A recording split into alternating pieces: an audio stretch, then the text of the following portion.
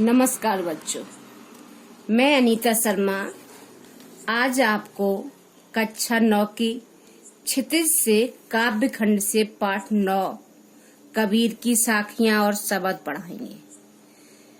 कबीर की शब्द और साखियां पढ़ाने से पहले हम थोड़ा सा कबीर दास जी के बारे में जान लेते हैं। भक्तिकालीन निर्गुण संत कवि मूलतः उदार, निर्भय एवं सद्ग्रस्त संत थे। उन्होंने ईश्वर प्रेम, ज्ञान, वैराग्य, गुरु भक्ति, सत्संग, साधु महिमा के साथ आत्मबोध की अभिव्यक्ति की है। उन्होंने ईश्वर के नाम पर चलने वाले पाखंड, भेदभाव और कर्म कांड का खंडन किया। उन्होंने ईश्वर के नाम पर चलने वाले पाखंड, भेदभाव और कर्मकांड का खंडन किया। उन्होंने हिंदू मुस्लिम एकता तथा विभिन्न धर्मों में समन्वय स्थापित करने का प्रयास किया। ये तो कबीरदास जी के बारे में था। अब मैं आपको बताऊंगी कि साखी का क्या अर्थ होता है। साखियां समझने से पहले हम साखी का अर्थ समझ लें। साखी का अर्थ होता है साक्ष्य ज्ञान, साक्षात प्रत्यक्ष ज्ञान, जिसे हम अनुभव करते हैं, जिसे हम महसूस करते हैं, उसे हम साखी कहते हैं। अब हम आपको साखी का अर्थ बताएंगे। तो आपकी पहली साखी है, मान सरोवर सुभर जल, हंसा केल कराही, मुक्ता फल मुक्ता चुगे, अब उड़ी अनंत न जाई। सबसे पहले हम आपको कठिन शब्दार्थ बता देते हैं, जिससे आपको ये आसान हो जाएगा समझना। मान सरोवर, यहाँ मान सरोवर के दो अर्थ हैं। एक तो मन रूपी सरोवर और दूसरा हिमालय पर्वत पर स्थित पवित्र सरोवर। सुभर, सुभर स्वच्छ, पूरी तरह से भरा हुआ। केली, केली मीन्स खेलना या क्रीड़ा करना।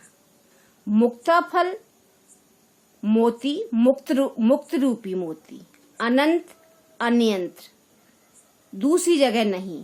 ठीक है बच्चों, अब मैं इसका अर्थ बताऊंगी। मान सरोवर सुभर जल, इसमें कबीरदास जी कहते हैं कि मन रूपी सरोवर में स्वच्छ साफ जल भरा हुआ है। इसमें मन रूपी सरोवर में हंस रूपी आत्मा खेल रही है, क्रीड़ा कर रही है, और वो क्रीड़ा को करते हुए मुक्त रूपी फलों को चुग रही है और वह यहाँ से मुक्ति प्राप्त करना चाहती है। अब वह उड़कर अनंत कहीं दूसरे स्थान पर नहीं जाना चाहती है। अर्थात जीवात्मा प्रभु भक्ति में लीन है और वो इस प्रभु भक्ति को छोड़कर अन्य कहीं नहीं जाना चाहती है। ठीक है, आया समझ में? अब मैं आपको दूसरी साखी का अर्थ बताऊंगी। प्रेमी ढूंढत मैं फिरो, प्रेमी मिले न कोई, प्रेमी को प्रेमी मिले, सब विष अमृत होई। अब हम इसके कठिन शब्दार्थ आपको बताते हैं। प्रेमी, यहाँ प्रेमी ईश्वर भक्त है। ठीक है बच्चों, प्रेमी इसमें ईश्वर भक्त है। फिराऊं मीन्स फिर रहा हूं। विष, विष का अर्थ है जहर। अब मैं आपको इसका अर्थ बताऊंगी। प्रेमी ढूंढत मैं फिराऊं, प्रेमी मिले न कोई।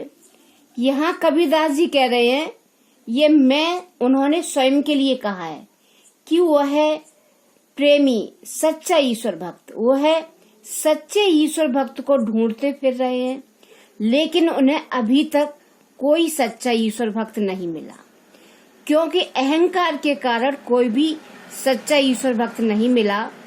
लेकिन जब प्रेमी को प्रेमी मिले, जब एक ईश्वर भक्त को सच्चा ईश्वर भक्त मिल जाएगा, तो उनके अंदर सारे विष रूपी बुराइयां, अवगुण अमृत रूपी अच्छाइयों में परिवर्तित हो जाएंगी। विष रूपी अवगुण अमृत रूपी सद्गुणों में परिवर्तित हो जाएंगे। ठीक है बच्चों, आ गया ये। अब मैं आपको तीसरा बताती हूँ। हस्ती चढ़ी ज्ञान की सहज दुलीचा डारी, स्वान रूप संसार है भूकन दे झकमार। अब इसके हम कठिन शब्दार्थ आपको बताते हैं। हस्ती, हस्ती मीन्स हाथी, सहज सरल, दुलीचा छोटा आसन या कालीन, स्वान कुत्ता, झकमारी मजबूर हो जाना। ठीक है, तो यहाँ कबीरदास जी कह रहे हैं कि हमें ज्ञान रूपी हाथी पर सवार हो जाना चाहिए। यहाँ उन्होंने हाथी का उदाहरण देकर बताया है कि हमें ज्ञान रूपी हाथी पर सवार हो जाना चाहिए और सहज दुलीचा डारी, सहज साधना रूपी बिछौना बिछाकर, सहज साधना रूपी आसन बिछाकर ज्ञान रूपी हाथी पर सवार हो जाना चाहिए।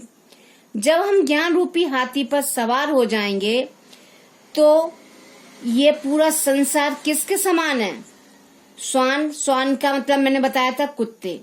जिस प्रकार हाथी जब झूमते हुए चलता है तो कुत्ते उसके पीछे भौंकने लगते हैं, ठीक वैसे ही जब हम ज्ञान के मार्ग पर आगे बढ़ेंगे, आगे चलेंगे, तो ये जो पूरा संसार है वो हमारी निंदा करेगा, हमारी बुराई करेगा, तो हमें उसकी परवाह नहीं करना है, उनको भौंकने देना है। अर्थात उनको, जो हमारी निंदा कर रहे हैं उनको करने दीजिए, वो अपने आप चुप हो जाएंगे और हमें ज्ञान के मार्ग पर अग्रसर होना है, हमें ज्ञान के मार्ग पर आगे बढ़ते जाना है।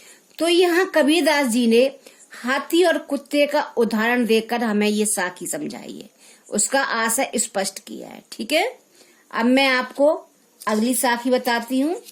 इतना तो आपको समझ में आ गया, अब मैं आपको अगली बताती हूँ।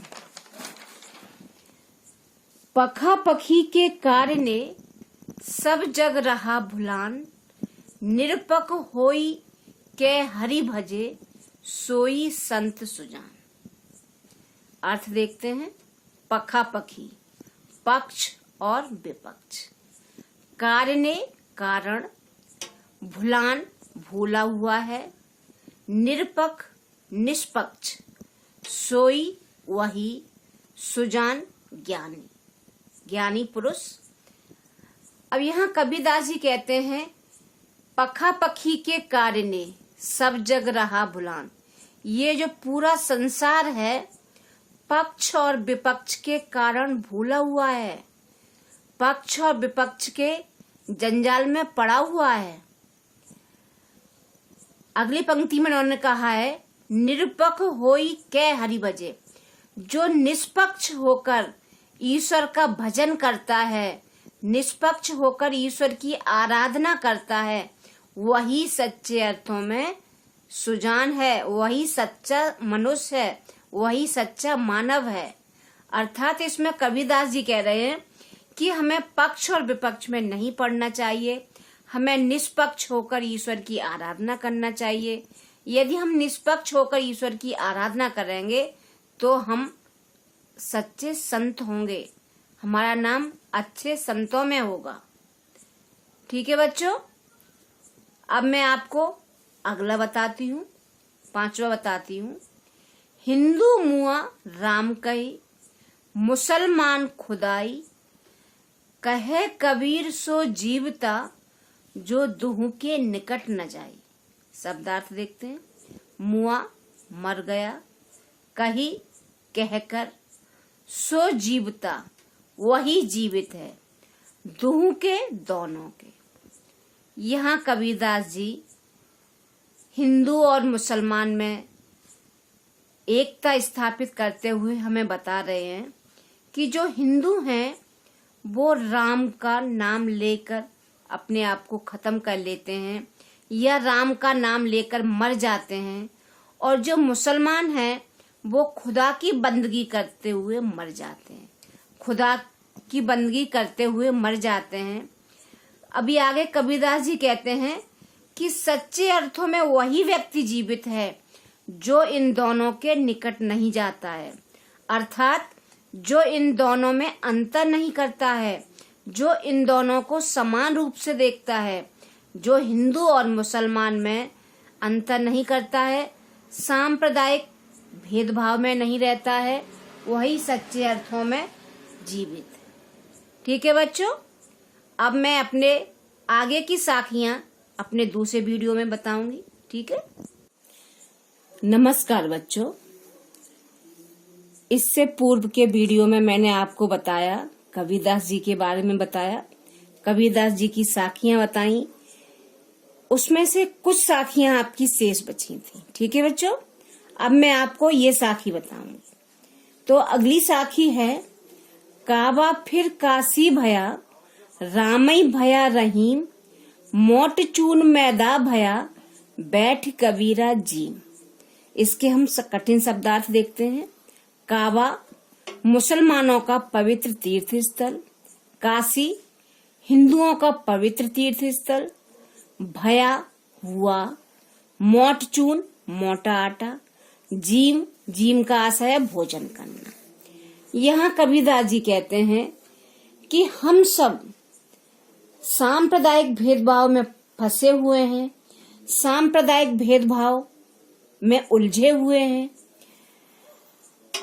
अगर हम इससे निकल जाएंगे, हम सांप्रदायिक भेदभाव से अलग हो जाएंगे, निष्पक्ष हो जाएंगे, पक्षपात रहित हो जाएंगे, फिर हमारे लिए काबा जो मुसलमानों का तीर्थ स्थल है वो हिंदुओं के तीर्थ स्थल काशी के समान हो जाएगा।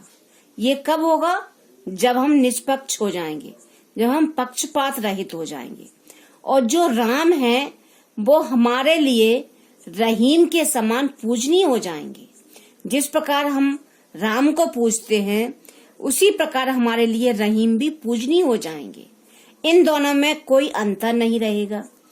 ठीक वैसे यहाँ कबीरदास जी उदाहरण देते हुए कहते हैं कि मोट चून मैदा भया, जब हमारे लिए कोई किसी में कोई अंतर नहीं रह जाएगा, फिर हमारे लिए जो मोटा आटा है वो बारीक आटे के समान खाने योग्य हो जाएगा, क्योंकि हमारे अंदर एकता की भावना आ जाएगी। फिर हम उस मोटे आटे को जिसे अखाद्य समझकर फेंक देते थे वो हमारे लिए खाने के योग्य हो जाएगा। ठीक है, आया समझ में? यहाँ एकता पर बल दिया गया है। राम, रहीम, काबा, काशी, इन सबको एक कहा गया है। सांप्रदायिक एकता पर बल दिया गया है। अब अगली साखी हम आपको बताते हैं। ऊंचे कुल का जन्मिया, जय करनी ऊंच न होए, सुवरन कलश सुरा भरा, साधु निंदा सोए। इसमें कबीरदास जी ने हमारे कर्मों के महत्व के बारे में बताया है, न कि जन्म के बारे में। कबीरदास जी ने कहा है कि हमारे कर्म महान होने चाहिए, न कि हमारा कुल। तो हम सबसे पहले कठिन शब्दार्थ देखते हैं। जन्मिया जन्म लेना, करनी कार्य हमारे कर्म, सुरा मदिरा या शराब, सुवरन सुवरन का आशय है सोना, साधु सज्जन पुरुष, कलश कलश पात्र जो सोने का बना हुआ है। अब यहाँ कबीरदास जी ने कहा है ऊंचे कुल का जन्मिए। वो कहते हैं कि ऊंचे कुल में क्या जन्म लेना, जय करनी ऊंच न हो। यदि हमारे कर्म ऊंचे नहीं है, हमारे कर्म उच्च श्रेणी के नहीं है, तो हमें ऊंचे कुल में जन्म लेने से कोई फायदा नहीं है। इसलिए हमारे कर्म उच्च होने चाहिए, न कि हमारा कुल। यहाँ कबीरदास जी ने उदाहरण देख के हमें समझाया है। सुवरन कलश सुरा भरा, साधु निंदा सोए। कबीरदास जी कहते हैं यदि हम सोने के कलश में या सोने के पात्र में मदिरा भर दें तो साधु या सज्जन पुरुष उस मदिरा के साथ साथ सोने के कलश की भी निंदा करते हैं, क्योंकि जो मदिरा है वो अवगुण देने वाली है, उसमें अच्छी आदत नहीं है, अच्छी प्रकृति नहीं है। ठीक ऐसे ही कबीरदास जी ने यहाँ सुबरन, जो सुबरन है वो कुल के समान है, और उसमें भरी हुई जो मदिरा है वो कर्मों के समान है। ठीक है बच्चों, अब हम आपको शब्द पढ़ाते हैं। ठीक है, मोको का शब्द आपके 2 हैं, लेकिन अभी कोर्स में आपका एक ही शब्द बाकी है। एक शब्द आपका कोर्स से हट गया है, इसलिए मैं आपको शब्द पढ़ाती हूँ। मोको कहाँ ढूंढे बंदे, मैं तो तेरे पास में, ना मैं देवल ना मैं मस्जिद, ना काबा कैलाश में, ना तो कौने क्रिया कर्म में, नहीं योग बैराग में, खोजी होए तो तुरत ही मिली हो, पल भर की तलाश में। कहे कबीर सुनो भई साधो, सब श्वासों की श्वास में। अब हम इसके सबसे पहले कठिन शब्दार्थ देखते हैं। मोको, मोको से आशा है मुझे। देवल, मंदिर, देवल का आशा है देव, जहाँ देवता निवास करते हैं। क्रिया कर्म, कर्म कांड। योग बैराग, साधना, संन्यास। खोजी, खोजने वाला। तलाश, तलाश। श्वास, श्वास। मिले हो, मिल जाऊंगा। तो यहाँ कबीरदास जी ने बाहरी आडंबर का विरोध किया है, दिखावे का विरोध किया है। हम ईश्वर प्राप्ति के लिए मंदिर मस्जिद में घूमते रहते हैं, तीर्थ यात्राएं करते रहते हैं, और पूजा पाठ उपवास ये सब करते रहते हैं। तो कबीरदास जी ने इन सब का विरोध किया है। उन्होंने कहा है मोको कहाँ ढूंढे बंदे। यहाँ कबीरदास जी ईश्वर को संबोधित करते हुए कह रहे हैं कि ईश्वर को हम सब ढूंढते फिर रहे हैं। मैं तो तेरे पास में, जबकि ईश्वर तो हम सबके पास में है। ईश्वर का निवास तो सर्वत्र है, उनका निवास तो कण कण में है। ना मैं देवल ना मैं मस्जिद। ईश्वर न तो हमें मंदिर में मिलेंगे और ना ही हमें मस्जिद में प्राप्त होंगे, ना काबा कैलाश में, और न ही वह मुसलमानों को धार्मिक काबा मक्का मदीना की धार्मिक यात्राएं करने से प्राप्त होंगे, और न ही हिंदुओं को कैलाश पर्वत की यात्रा करने से प्राप्त होंगे। आगे कबीरदास जी कहते हैं ना तो कोनो क्रिया कर्म में, ईश्वर हमें किसी भी प्रकार की पूजा विधि कर्म कांड में प्राप्त नहीं होंगे, न ही योग बैराग में, और न ही ईश्वर हमें किसी भी प्रकार की साधना और संन्यास धारण करने से मिलेंगे। क्योंकि कुछ लोग घर को छोड़ देते हैं, संसार का त्याग कर देते हैं ईश्वर प्राप्ति के लिए, जबकि ऐसा नहीं है कि हम संन्यास धारण कर लें और ईश्वर की प्राप्ति हो जाए। आगे की पंक्ति में वो कहते हैं खोजी होए तो तुरत ही मिलियो, पल भर की तलाश में। यहाँ कबीरदास जी कहते हैं कि जो सच्चे हृदय से सच्चे मन से ईश्वर को खोजता है, उसे वह पल भर की तलाश में मिल जाते हैं। वह मिलने में समय नहीं लगाते हैं, लेकिन तब जब हम उन्हें अच्छे दिल से खोजते हैं, अच्छे मन से खोजते हैं। कहे कबीर सुनो भई साधो, सब श्वासों की श्वास में। आगे कबीरदास जी कहते हैं कि हे मानव, हे मनुष्य, सुनो, ईश्वर हम सबकी सांसों में निवास करता है, क्योंकि हमारी प्रत्येक सांस ईश्वर के द्वारा दी हुई है। ये सृष्टि चल रही है वो ईश्वर के द्वारा चल रही है। फिर हम ईश्वर को मंदिर मस्जिद धार्मिक क्रियाएं धार्मिक यात्राओं में खोजते रहते हैं, जबकि ईश्वर का निवास तो हमारे अंदर है, हम सबके अंदर है ईश्वर का निवास। तो हम क्यों इधर उधर भटकते रहते हैं? तो कबीरदास जी ने दिखावे में विश्वास नहीं किया है, उन्होंने दिखावे का विरोध किया है, बाहरी आडंबर का विरोध किया है। ठीक है बच्चों, आ गया समझ में? नमस्कार।